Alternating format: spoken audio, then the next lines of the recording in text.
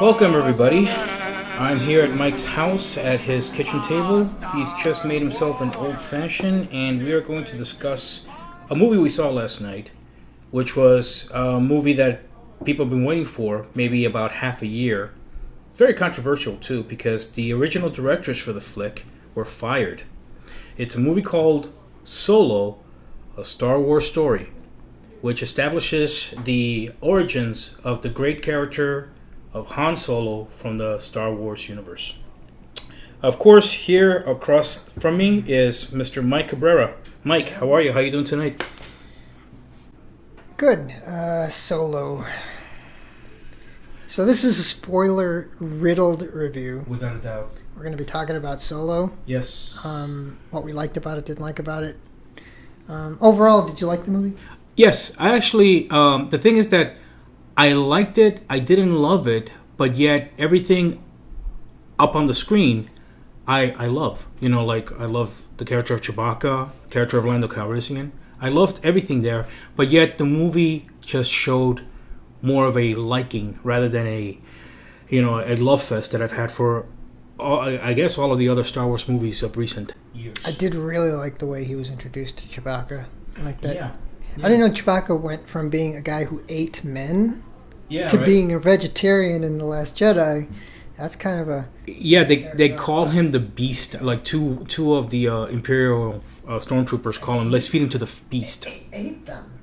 They're like bones and shit down there. I did not notice that. I honestly did not notice that. But you're right. We haven't fed him in 3 days or whatever. We haven't fed him in 3 days. And then, you know what? I actually thought that what they should have done in that particular scene, which probably would have made it a little bit better, is that they showed the two of them fighting, Chewbacca and Han Solo, because they're pitting against each other. But then there's like a roar in the background, and it's actually another creature that's in there with them. And I don't know what other creature it could be, but that would actually be the real beast. And it would probably show that Chewbacca's not a cannibal. No, it was Chewbacca. All right, so it was Chewbacca. But back to the review. It was a movie that had all of the elements of an action-adventure. You had car chases, explosions, bank heists. There's a train heist scene. The Great Train There's Robbery, villains, mobsters, like everything that you would put in, your basic adventure film was in there. So did it work as just a basic film adventure? I think it did. And also I think that it sort of like gets anchored to the traditionalism of George Lucas's original vision of Star Wars. And let me point out what that means. See, George Lucas was influenced by World War II movies and Flash Gordon movies and swashbuckling movies from the, let's say, the 30s, 40s, and 50s. And he put a lot of those elements into Star Wars when he was making them, directing them, producing them, etc.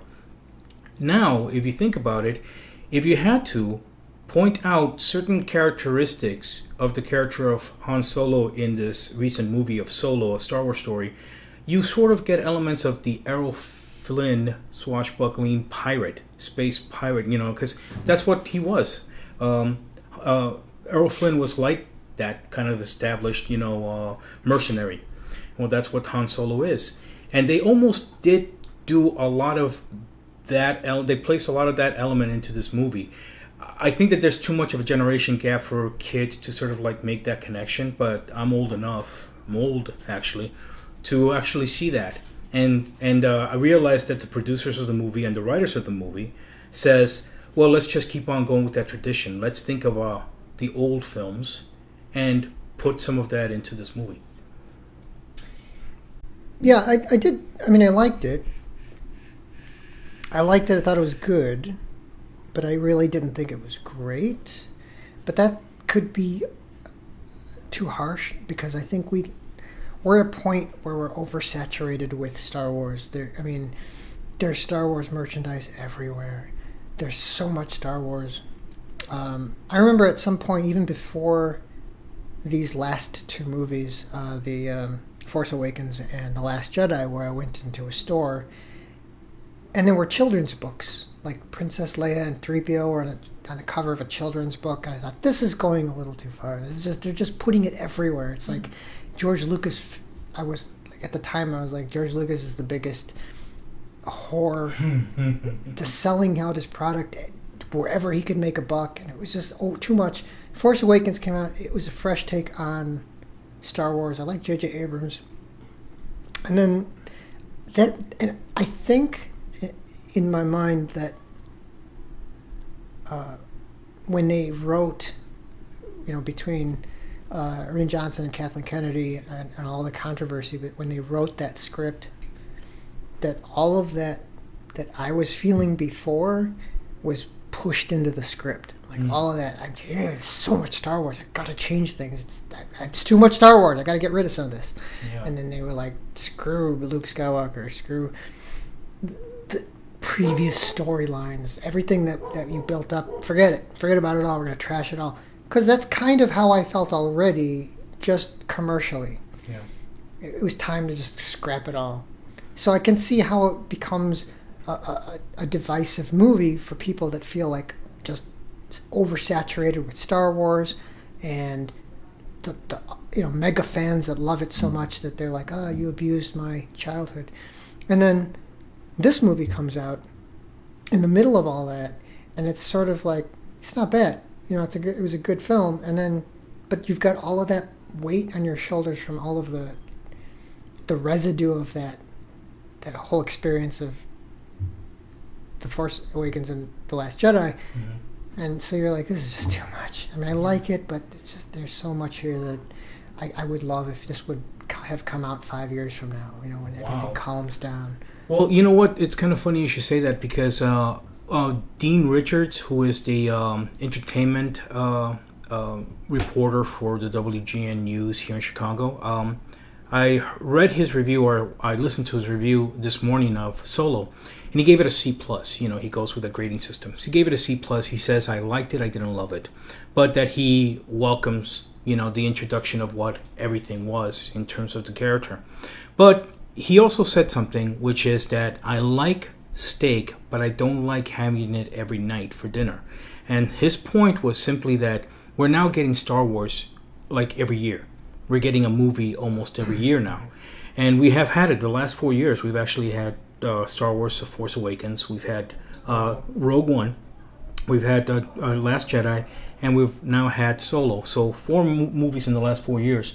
So next year, 2019, there will be another Star Wars movie. I don't know what that is. I'm not smart enough to remember what the details are of their next release movies. But what you actually end up having now is too much Star Wars. And I think that's your point, that right now there just seems to be too much Star Wars. Or did you mean it by saying that, or did you mean it by saying that you go into a store and you've noticed that Star Wars is everywhere for kids to digest? Well, yeah, but it's in everything. It's like Star Wars cereal and pajamas and bed sheets and posters, and like anywhere you could put a Star Wars thing, they have it.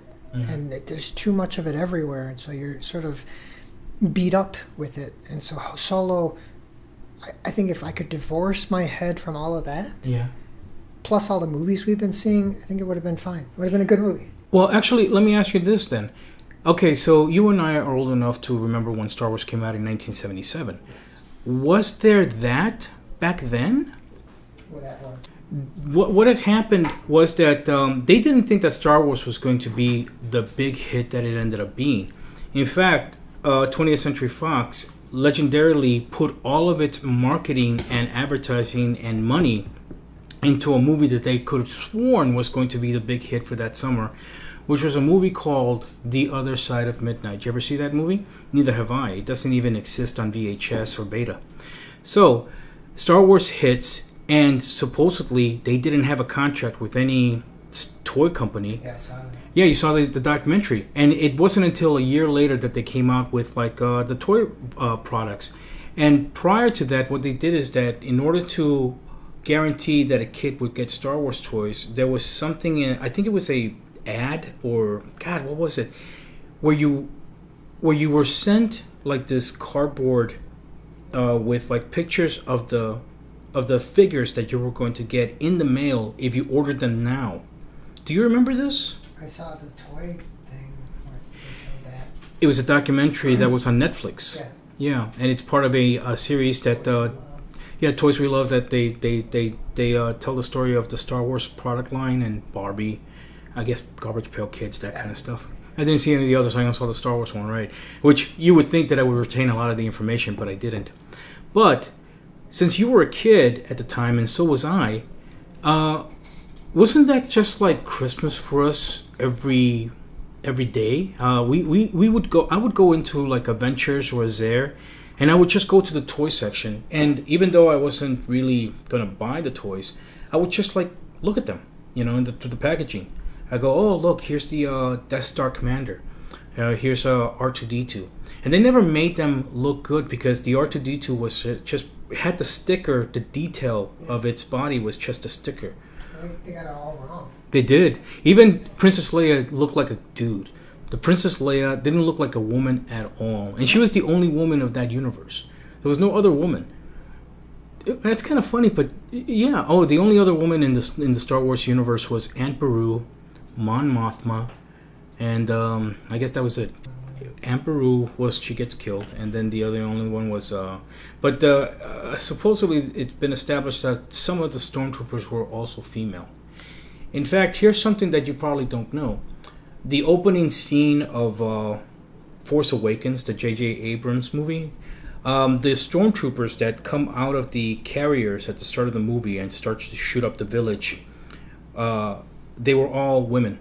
They were, and I think that the reason why is because J.J. Abrams wanted women who were a little bit more limber and had also had like a dancing background, because they were going to have to do a lot of moving and a lot of kind of like agile kind of,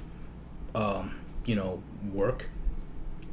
And he needed them to like be able to just get out of those carriers quickly. Like, he didn't want any characters or any of the stormtroopers to be CGI. He wanted them to be physical beings. And that is something that has to be pointed out, because if you watch the prequels, the ones that George Lucas did produce, all of the clone troopers, which were the prior stormtroopers of the Star Wars universe, were all CGI characters. And they look terrible. Oh, I feel so sorry for myself whenever I think about the prequels, because I really tried to love them. I still have some nostalgia for them, but they kind of did sort of like bonker down after several years of me being on their side. Okay, so two things. First of all, Star Wars figures, I collected them. I had all of those first set of figures. And at the time I was in school, I was in 8th grade. And so at that point, I didn't have any friends. I mean, I had my friend Gerhard. He was on and off again. He'd be like, I'm your friend. No, I'm not. I'm your friend. And he would just like never talk to me in school, and then all of a sudden be my buddy and to walk home with me, and then not talk to me. So he was a bit odd. But then I kind of was, how do I put this, like the smartest, not popular person. Okay. So like I wasn't smart enough to be in, like, I went to a school where there were two classes. There was like, you're in 8th grade and you had like Group A, they called them, and Group B. Group A, they were all the fast track smart kids, and they were in their own class. Mm-hmm. And then there was us, Group B, and like I was like right at the top of Group B, where I was smart enough to get by, but not smart enough to be in Group A. So I was like the smartest kid of all the dumb kids. Oh. Right? So there were some dumb kids that kind of glommed onto me and wanted to be my friends, and they were sort of the pot smoking type, like just kind of like the low, laid back, cool kids, but not quite. They were Judd Nelson in Breakfast Club. They were that guy. Bender. They weren't jock, physical kids. They were kind of those stoner kids. And so I kind of became a member of a temporary member of their club. And I remember I was walking home one day with them, and they were like all talking about the Beatles and stuff. And I glanced down, and there was a Princess Leia action figure on the floor. Yeah. And everybody looked down with me, and they all saw it. And they all saw me see the action figure, and they were waiting to see whether I was going to pick it up. And for a moment, I was like, just take it. It's yours. It's just sitting there. And And I was like, no, I got to be cool. So I kept on walking with him. You know, I just kept walking because I wanted their approval. I didn't want them to think that I was the nerd, you know. And then I went back and got it later. But I remember that story, that Star Wars figures for me was sort of it's like the brand nerd. Yeah. It made me a nerd. So, number 2, the prequels. I think, like we were talking about earlier, they tried too hard to make connections between all of the characters that we loved in the first 3 movies in ways that were stupid. Like, Darth Vader creates C-3PO. Aha, didn't you know that? Oh, look at the connection between them.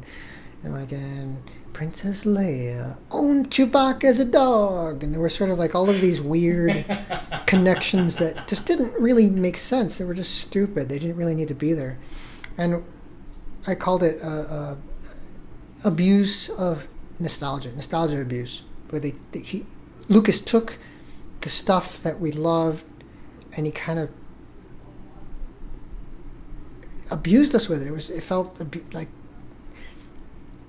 he was hitting us over the head with it, and we really didn't need to see these connections. Just tell a story. And so in Solo, I feel like they did the same thing, but they did it right. So in the first movie, they're like, the Millennium Falcon made the Gust run in less than 12 parsecs, and then in this movie, they just show it. So I think that was kind of neat that they sketched out the stuff that we only heard about Han Solo and his past, and they stayed true, I guess. They stayed true to the character. They didn't add to it. They didn't put anything extra in it. And when they did do that, it worked. Like the Chewbacca thing. Like making him a meat-eating, angry animal, and then showing that connection between the two of them, which was great. I loved their friendship. Yeah, actually, one thing that we were discussing earlier, but I sort of wanted to point out, because of what you said, which was abuse of nostalgia. You hit it right on the head, and it's a perfect allegory for the way that I think what I wanted from the Solo movie was that I wanted some, it's the Han Solo story. What I'm going to get is this, and that. And this is what I wanted. I wanted an appearance by Boba Fett. I wanted an appearance by Darth Vader. I'm glad they didn't do that. And they didn't do that. You're right. They didn't do that. Instead, what they did was they pretty much says, no, what you're going to get is you're going to get the origins of this character that you already know. How he met Chewbacca. How he met Lando Calrissian. That there is an establishment where you have to see that he is a scoundrel and essentially a mercenary for hire. Somebody who's only in it out for himself. And anything that he achieves is done through luck and some wise guru advice that he gets from other people that are out to betray him too. So here I was sort of wanting this Star Wars universe to sort of like be on his back so that I could get satisfied by it, and instead I didn't get it, but yet it gave me enough for me to say I liked the movie, I wish it had more. But there is this moment in the movie that it does establish a sort of a connection with the prequels, that even though it wasn't what I expected, because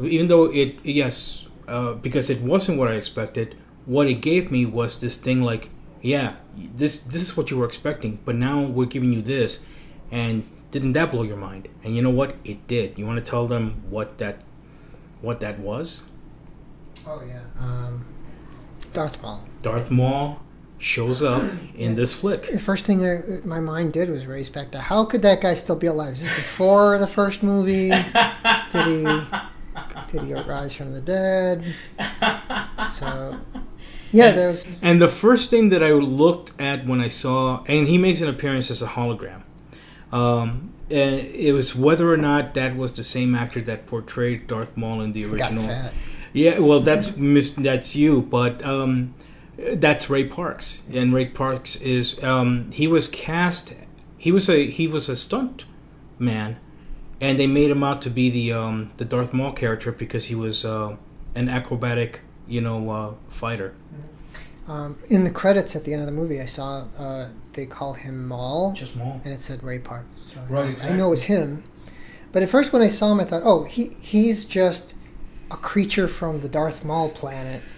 He's not really Darth Maul. He's got, because look how fat he is. He's probably like Darth Maul's uncle or something.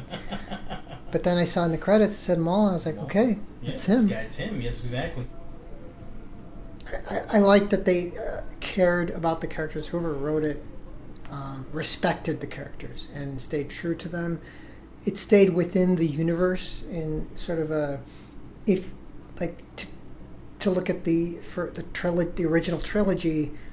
There's no contradictions there, so there's no weird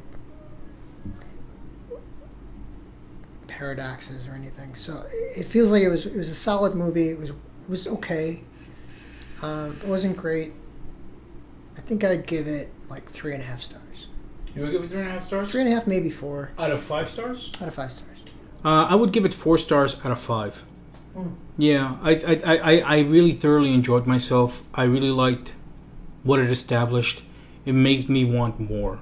I'm gonna obviously hope and see. And interesting. It was written by the writer from the Empire Strikes Back. Oh, the Kasdan team. Lawrence Kasdan and his kid. Right. He wrote the script for Raiders of the Lost Ark. Yeah. Yeah, and his And son, Empire Jake Strikes Back. Kasdan. Right, exactly. And if you can believe it, he's a Oscar-nominated writer, and his son is an Oscar-nominated director. What was he nominated for? Do you know, Jake? I think he was nominated for. I could be wrong about this, but he made a movie called Juno. Oh yeah. With Ellen Page, Yeah. who you are an admirer of. I like Ellen Page. By the way, I saw her in a really bad remake of a movie called Flatliners. It was. I know the movie, but I haven't seen it. Yeah, I saw neither the have I. original. I didn't see the second one. Oh yeah, I saw. Everybody saw the original. The It original was was kind fun. of weird. Yeah. I enjoyed it. I thought it was an interesting. I like when they take weird ideas and Yeah. then they push it in a movie. Like I love that too. I seriously love what essentially is like Twilight Zone kind of like stories. In fact, there's a series on Netflix right now called Black Mirror that is pretty much very much like that, and I enjoy shows like that. And the one thing that I haven't watched at all has been the one that's based on the Philip K. Dick short stories. that series. What is the name of that show? It's called Electric Dreams. Electric Dreams. Yeah. Or Electric Sheep. Electric. Well, no, I think that it was called Electric Dreams, but it was based off of a derivative of the original title for the Blade Runner. Do Androids Dream of Electric Sheep? Right, exactly. Yeah, I saw the one episode that you showed me of that series, and it was interesting, but I'm pretty sure that there's others that I just have not seen yet. Yeah, Yeah. I enjoyed that show a lot. Yeah, that would be very interesting to see how that points out. But you know what? Before we actually say goodbye, you made yourself a drink, and what drink did you make yourself? I made the old-fashioned.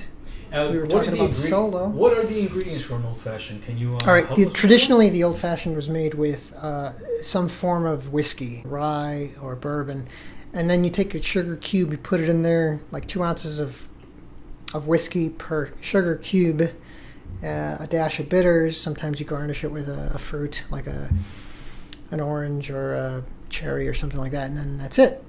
Our friend Roy doesn't like alcohol, but he likes to drink. So when we make a drink for Roy, we call it Royifying a drink. Royifying a drink is when you make it so that you don't taste the alcohol. So I could basically just put fruit punch in a glass and give it to him and say, hey, here you go, and he'll pretend to be drunk.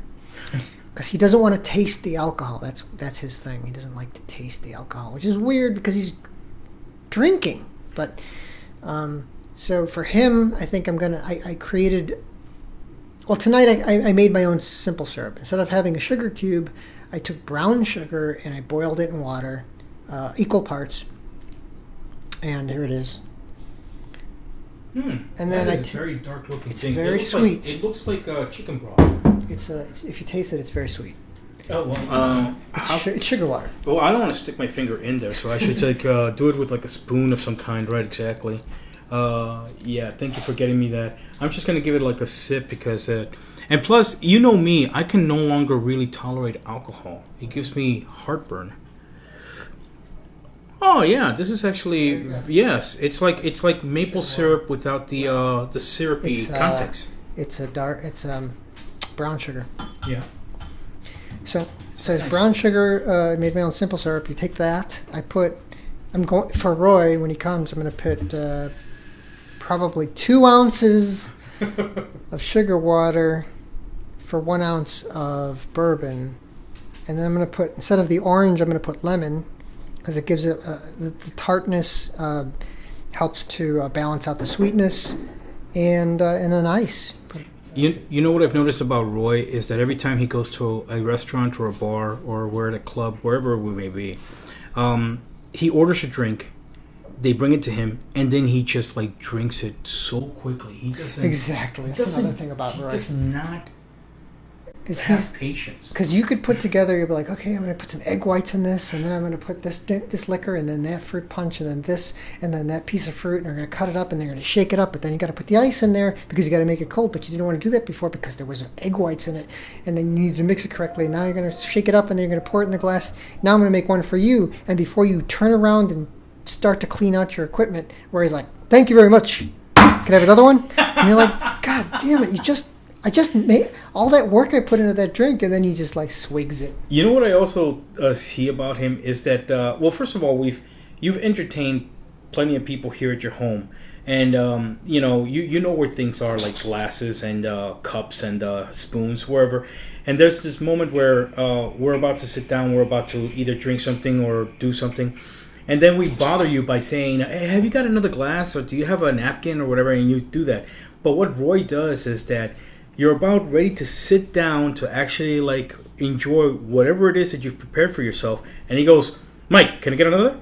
Because he's already finished the drink that you made him, and that was not even 2 minutes before. Yeah, that guy just downs the drink. I think that's why he doesn't like to taste the alcohol. Right, and you know what else he does is that, and you've seen this, we go to a bar, and then he's got the ingredients to a drink on his phone, and then he just goes to the bartender and he goes, can you make this? And then the bartender's got to look at all this, sort of memorize whatever it is, and then say, I guess I can make it for you. I may not have all the ingredients. And then he gives it to Roy, and then Roy is one of these, like, he tastes it, and then he goes, it's okay. I'll take it. And he's just annoying. But he is one of those guys that he will be honest about whether or not he enjoys something. Yeah, that's the thing about Roy. Oh, we should mention that we've known each other for many, many years. I went to high school with Roy. I met Art in my adult life, but we've known each other for a very long time, and so we are an old group of friends, and you'll probably glean that from listening to us talk to each other, but we're very comfortable around each other, and that makes all of the topics that we want to talk about easier for us to talk about, I think. Because it feels safe with everybody that we're with. Like, I don't feel judged, so I could say something obscene. Although about maybe 4 days ago, when we were talking about sitting down to doing something like this, I kind of like told you I'm kind of worried about how I'm going to come across. Yeah. But surprisingly, I'm very comfortable right now. I mean, but it's only because, and I will give some credit to you for making it easy. But also because I've listened to a lot of podcasts, and I listened to this one great radio show called The Bennington Show. It's on XM, Raw Dog station. And I listen to it every afternoon. And oh my God, it's a gentleman by the name of Ron Bennington, and he has his daughter as his co-host, Gail Bennington. And his way of talking, his sense of humor, he used to be a comedy club owner. And he became a guest on a radio show in Florida, and then they offered him a radio gig, and he's been doing it for, I guess, more than 25 years now. He's brilliant. Oh, this guy is just absolutely brilliant. I honestly, I listened to him interview people, and at the end of the interview, the people that he's interviewed, whether they're celebrities or comedians or actors, whoever they may be, they immediately tell him, this is the best interview I've ever had. You know, and it's because he is that type of guy who doesn't pay attention to what he asks. he pays attention to what he wants to know about the person. You know, he absolutely has a conversation with them. And I think between you and me, we've had moments where we've just talked to each other. And there's never been a moment where I was never felt uncomfortable with what you asked me, and I never felt uncomfortable with what I would ask you. Yeah, I'm going to say that you. I'm trying to find my words delicately, but you aren't scared to tell me things that in any other context would be very embarrassing for you. It's trust. Like, I think, just looking back, there are certain subject matters that you covered that I know you wouldn't talk about with anybody else. That they're very, very vulnerable. Yeah, vulnerable exactly. making. Sure. I don't know how to put that, but yeah. Oh, by the way, I forgot to say, the social justice warrior robot in Solo. Mm-hmm. We never got around to talking about her. Is a robot that looks like they took like the skeleton of C-3PO and then they just slapped on R2-D2 parts. Her whole body, like her arms were R2-D2 arms. She had like the R2-D2 strip on her chest. She had those vents that he has going across her midsection. It was such a weird choice to make. It was a hybrid of the two characters, which you pointed out that I did not notice when I saw the movie. Because all I saw was like another droid, but it was a droid with a personality and an absolute manifesto kind of like mentality. Like there's a line that she says where Lando Calrissian says, "Can I get you anything?" And she says, "Equal rights." Because remember how they discriminate against robots in the first Star Wars movie when they say they don't serve your kind here.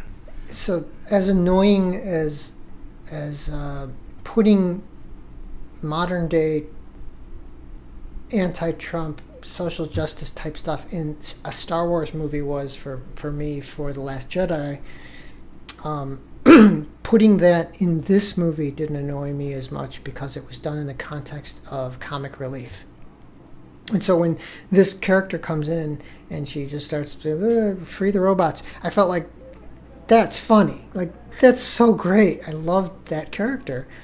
And in any other situation, I think if it was a real person and she was like screaming, free the slaves or whatever, like it would be annoying. But that in that context, it was perfect. I thought it was really well done.